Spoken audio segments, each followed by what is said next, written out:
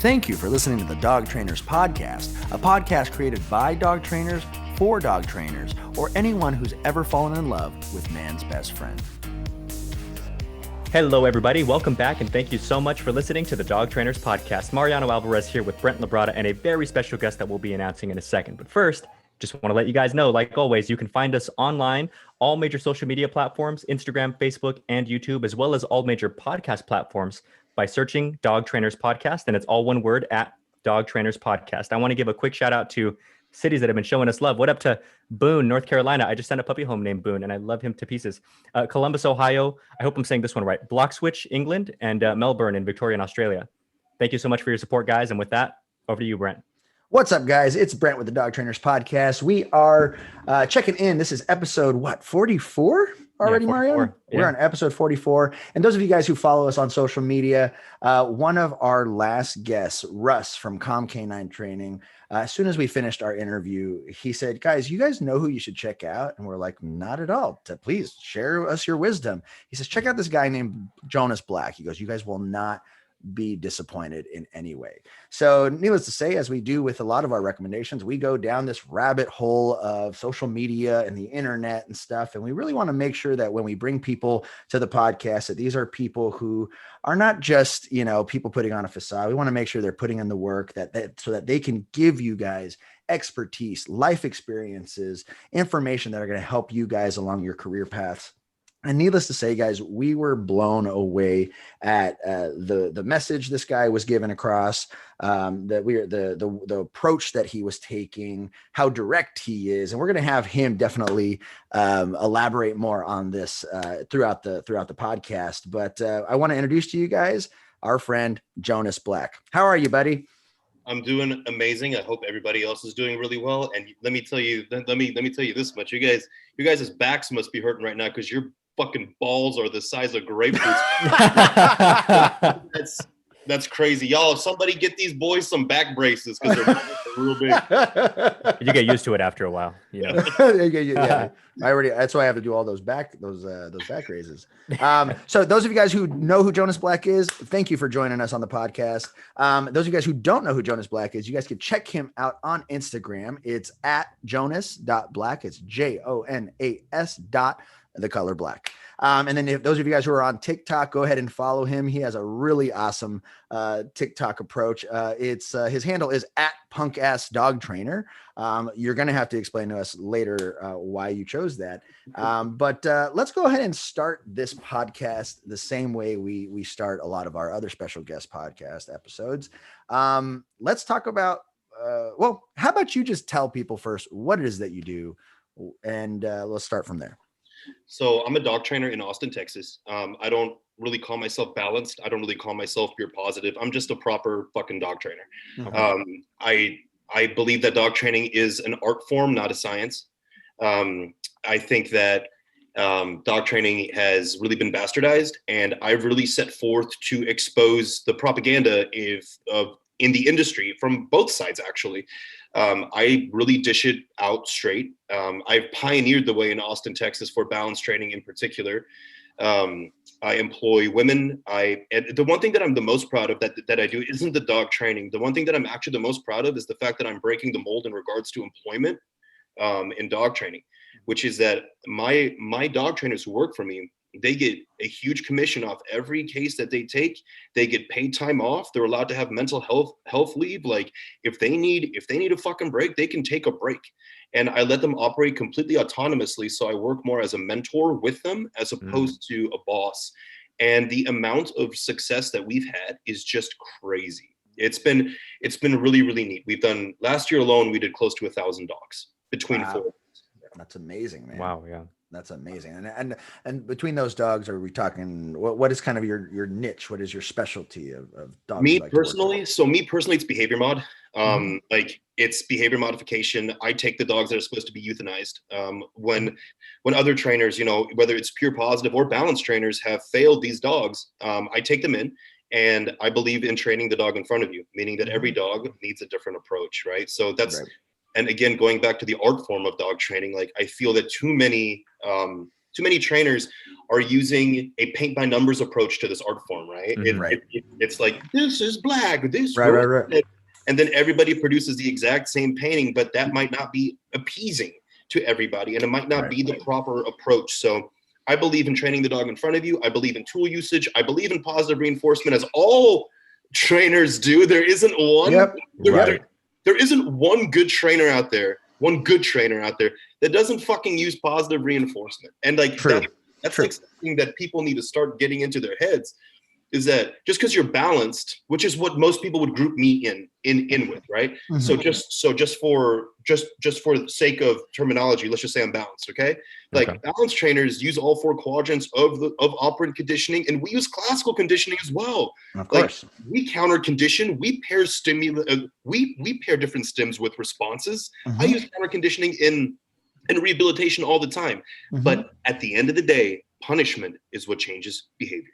That's True. No, I agree.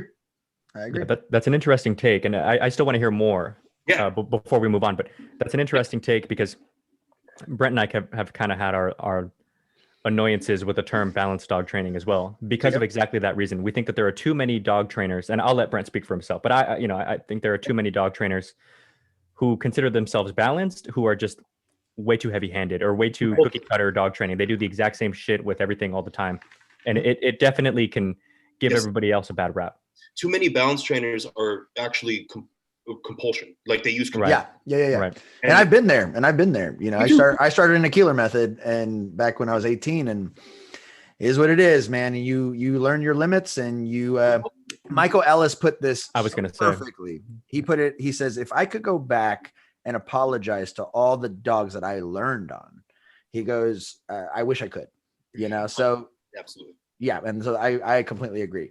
So that kind of it's that motivation to get better. It's that motivation to, I guess, find closer to the middle. And the funny thing is the concept of balanced dog training, as we've talked about in other podcasts, is it's a moving target. You know, it's never going to be the same for every single dog. And there is a consistent read, and, you know, you might see your approach and your body language, your energy, and just your experience with dogs is very different than, let's say, someone I'm mentoring, right? They can't get the same result in 5 minutes that I can get. And that's just the nature of being a professional and being a dogsmith in that sense. Finding your own way and finding the things that work for you, because there are so many trainers who use things that I don't use. They get amazing results, right? Like they get fucking fantastic results. It's just not something that I would do, not something that gives me confidence. And that's one of those things that's so important in dog training, is approaching the dog with confidence. So 100%. Yeah. And I think within that variation of tools, and we always bring this question up towards the end of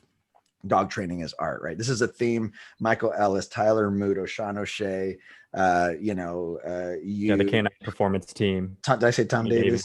Davis, Canine Performance Team. Everyone has talked about art form. And this is the generation we are in, right? We are in the art form renaissance, the dog training renaissance, if you will, right? Where we are expressing ourselves in a way where, you know, the more people that do it, the more commonsensical it will become, the more people become aware of it. We're actually in the most modern form of dog training. And that's something that a lot of people don't quite understand. You know, like people on the force-free, pure positive side, they say that they have the most advanced, like everything. That's garbage. That is absolute, because for most people, what they don't understand is that the way that the transitions of dog training went, and I'd like to credit my friend Jackie from Dog Sense, in Australia for this education. It went from or for this message, it went from compulsion, which people were like, oh fuck this, and then they went to a reinforcement pure positive approach, and then that had shortcomings, and then we went to a balanced approach, because we couldn't be formulating the balanced approach without that research done from the pure positive side. Right. That's just the thing. Now, is there a lot of hokey pokey studies done? Yes, 100%. The DEFRA study in Lincoln, at the University of Lincoln, was one of the most biased studies in regards to e-collar usage that you'll ever see. But yet they couldn't fucking formulate a clear and decisive picture of villainizing the remote collar, because they could not produce the results that they wanted when they had trainers using the e-collar properly. In Right. fact, Could you do us a favor as an audience? Could you kind of break down, the synopsis of what that study talks about? okay, so basically the synopsis of the study is the efficacy of remote collar usage in regards to livestock, right? So in regards to curbing instinctual behaviors. So what they wanted to do is they wanted to try to find out, and my buddy James Penrith is way more versed on this than I am. So if anybody wants any more information, please go check out James Penrith, who is a legislative modern day warrior in the UK. Actually want to talk about him a little bit more later, but basically the DEFRA study wanted to show that there's no advantage to remote collar usage in regards to curbing instinctual behavior. And for any dog trainer out there who knows what the fuck they're talking about, that's bullshit. Right. So I just did it 30 minutes ago. So so here are some of the variables that weren't even discussed publicly in regards to the study. The leading researcher had already signed a petition to ban e-collars, the one putting the study together. Then the researchers underneath them who were actually placing the study together also had signed petitions to ban e-collars. So right away, from the top down, you have a confirmation bias moving throughout that entire study. Now, the preliminary study that they did on it showed the efficacy of remote collar usage on off-leash dogs in regards to curbing a prey drive to be super effective. And get this, no cortisol spike. No cortisol spike because they only used 1 to 2 corrections. So you know what they did? They omitted the preliminary study completely. They said, fuck this. We're not going to replicate this. So in the study, so now, that's fucking funny. It gets better. It just continuously gets better. In the study, they have, it was supposed to be a blind study, right? But how do you have a blind study when you have a biased group of observers observing trainers reaching for the remote collar on a dog, which was clearly visible? The environments were supposed to be the same, right? But the positive group it was a sunny day in England, and the balance group on a remote collar was on a stormy day in Scotland. Oh my gosh, that sucks. Like already the study is just completely leaning to one side for sure. Yeah, for sure. Yeah. And here's the fucked up part. There was no cortisol spike from the remote collar trained dogs, and what ended up happening is that they didn't even proof the positively trained dogs off lead around livestock. They were like, we can't do that because we have to have, get this, a means of stopping them. Like, no shit.